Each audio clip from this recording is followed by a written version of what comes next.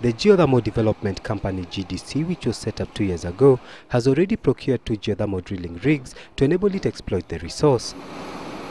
The 2 rigs will cut the cost of drilling geothermal wells by up to 50%, enabling the country to intensify efforts to exploit the resource. GDC, which is mandated to exploit geothermal power to enable power generation companies set up power plants, is expected to begin drilling in the Menengai crater, which holds a 1,000 megawatt potential.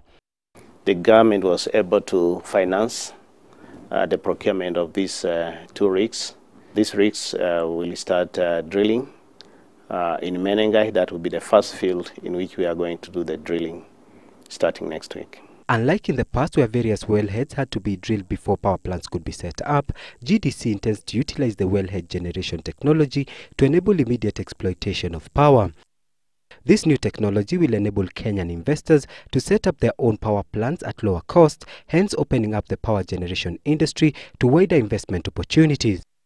Geothermal Development Company will manage these wellhead units on behalf of the investors, so that with that approach, the investor doesn't have to be an expert in geothermal development. The investor only needs to have the financing. The country's capital, Nairobi, is expected to see an expansion in investment as the construction boom continues to grow, and with similar investments expected across the country as the counties come into effect. Kenya will require additional power that can only be satisfied by development of geothermal power. We should be having close to 2,000 megawatts.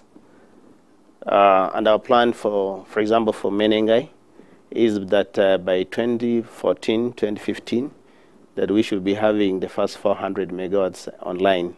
Geothermal power, which is a relatively cheaper source of power, is expected to bring down the cost of electricity in the country.